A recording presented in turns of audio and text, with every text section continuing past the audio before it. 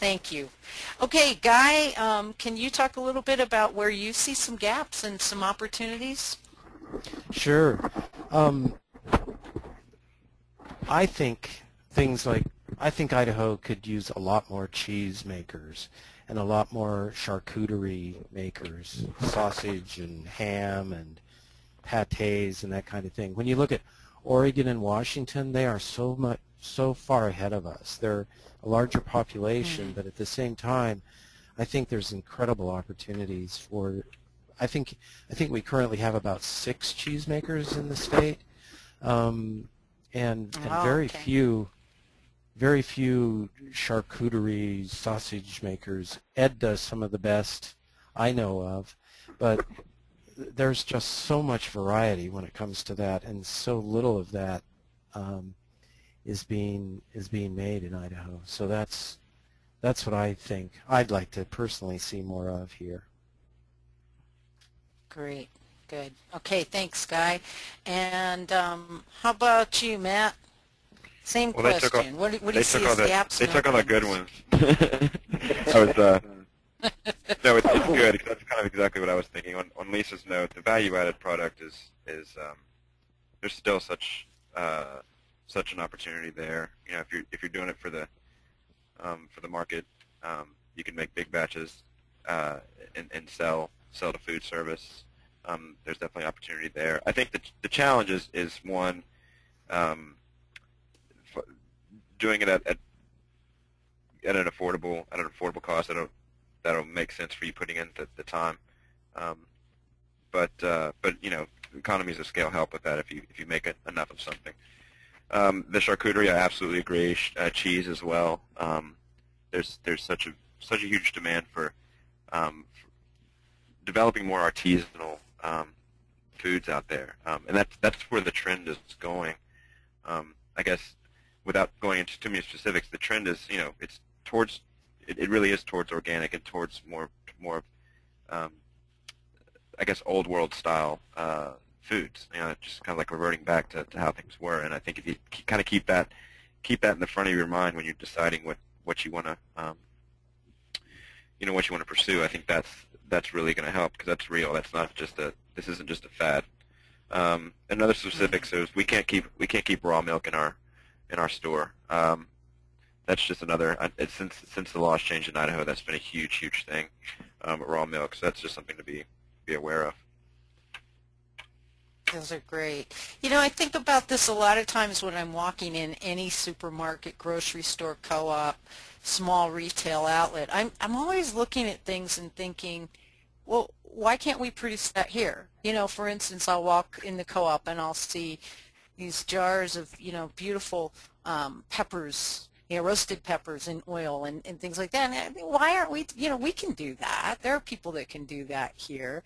Without a lot, it doesn't have to be that onerous. So it's a very easy sort of thing to pack, to package, to do in a commercial kitchen. Doesn't take a lot of time. You need a lot of peppers, but you can get all that done in a short period of time. And I think that's one of the places that I want to encourage people to just start when you're walking through the aisles. Ask yourself if there's any possibility that you could make that product, or know people that could, or if you could even cooperate with other growers and producers to make more unique products. Because if you can buy spaghetti sauce from um, Muir, or maybe you could buy it from a local person. And I wonder if I can ask Lisa and Matt specifically about this quickly, and then I want to go to Ed. Does the market and does the co-op, in addition to being a place for people to come and sell what they do, do you ever look at development of product as well, working with producers to help them develop? Yeah, Mary, this is so Lisa. It's funny, right when you were telling that story, the immediate thing that I thought of was we have one farmer, Lee Rice, who grew um, lots and lots of tomatoes for our salsa producers. So basically what it was is I Right.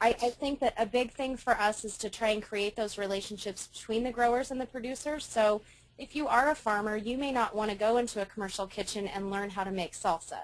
But what you could do is create that relationship with a specialty food vendor or someone who, you know, is already making salsa. Say, hey, is this an opportunity for both of us to where I could help you have local product in your sauce, you know, and really creating that. And I think that we talk a lot about that at the market. And like Ed said, if you have the opportunity to walk around and talk to different people, it's a place to create those relationships as well.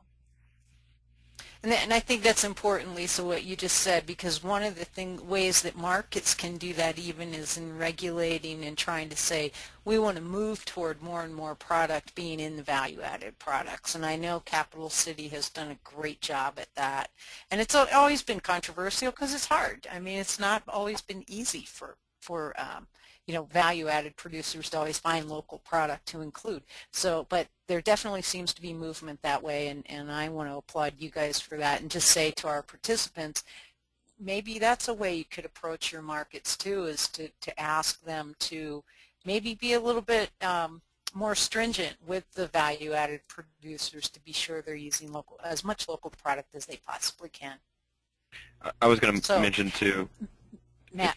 just real quick, we worked with a producer at the restaurants to make pickles and to make tomato sauce for us, and it was because there was a lack of demand. It appeared from other places. We went directly to that producer and said, you know, we kind of made an agreement like, we'll buy your product if you just make it. And I think that's what sometimes farmers need. They just need to know that they're going to have an outlet for what they do, and then the producer could make more pickles and sell them to other places as well, knowing that he had that primary outlet to go to. Yeah, that's great. Well, Ed, I want to ask you, from your perspective, as you alluded to it earlier, you said there's not quite the competition that that you might like to see sometimes. So where do you see some of the openings for the folks listening in tonight? Well, like I said about the charcuterie, you know, I tried 4 years to get an old-fashioned beef frank made and some decent sausages made. And the first 3 years were a bust. And I finally got a local company to make our old-fashioned beef franks, and had to knock down, drag out screaming match with the plant operator that does our butchering and slaughtering until I finally got a line of sausages. And now I have about 6 different kinds of sausages, and we just did our first fresh chorizos Nice. this last week. And it's just tough. It's hard to get anybody to do that. It's hard to, any cooked products, they want to load them up with nitrates. And, you know, you and I ran into that. Here I got this nice, wholesome product, and I take it in, and they just start putting whatever in it. You know, they don't care. Load it up with wheat, you know, nitrates, MSG, you name it, they could throw it in there. And I think that by summer we'll be cranking out nitrate-free hams and bacon. And I've done 3 hams already, and we have to taste one yet, and 3 sets of sides of bacon on different honey cures. And but it's tough. It's tough to get anyone to stick their neck out to do that, and it's real easy stuff. You just have to follow all the protocols step by step to get it done. But to get a processor to do it is just about next to impossible. Okay. All right. Well, Melissa, have you had any other questions coming from the participants? I do have a few, and it looks like it's probably going to work out just right with the time we have left. Should I go ahead? Great. Okay. Please do. This is digressing somewhat, but just a quick question from Mark of Ed. You were talking about having to spray the noxious weed whose name I've already forgotten, but he was interested in what the chemical is that you're spraying. I'm spraying a chemical called Telar. Okay. It's the only thing that will kill. There's 3 strains of white top. Telar's the only thing that will that'll kill it. Okay.